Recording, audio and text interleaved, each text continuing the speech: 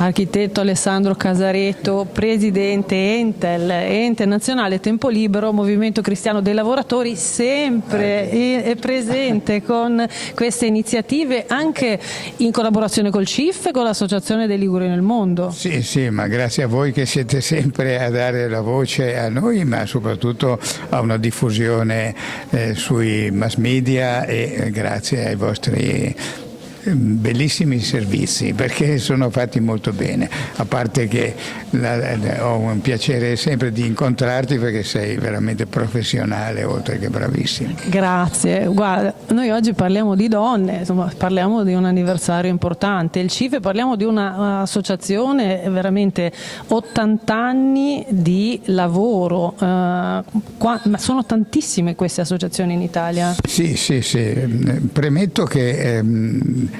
80 anni ce l'ho anch'io, quindi sono nato quando è stata fatta il CIF, quindi mi sento un po' così. Per fortuna oggi alcune relatrici hanno detto che, anzi in particolare Monsignor Poggi, ha detto che l'età aiuta a comprendere meglio, grazie all'esperienza, a comprendere meglio il mondo. E quindi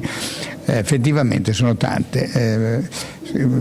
Si dice quante sono le formiche al mondo, non si sa il numero delle formiche al mondo, e invece nel CIF non si sa lo stesso, perché sono in tutte le regioni, in tutte le realtà.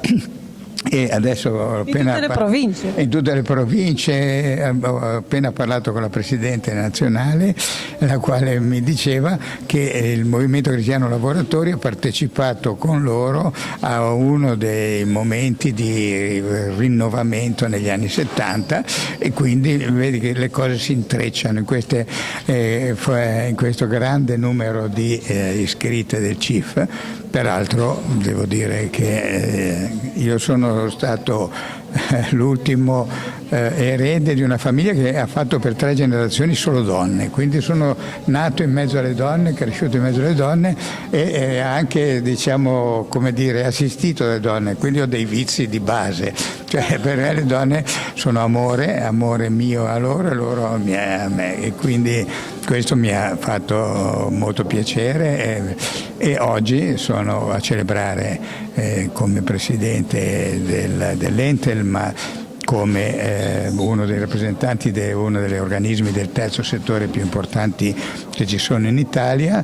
ad ammirare questa grande presenza delle donne. Noi stessi, devo dire, e poi concludo con questo, nella nostra nuova struttura nazionale sta aumentando, come sempre, è aumentato ancora il numero di donne, di rappresentanti, di personaggi dentro la nostra direzione nazionale e anche nelle situazioni locali. A Genova poi abbiamo il record, perché le nuove generazioni sono tutte donne, quindi signore mie, il futuro è donna, questo devo confermarlo come Presidente dell'Ente. Grazie mille, abbiamo tanto da fare come donne e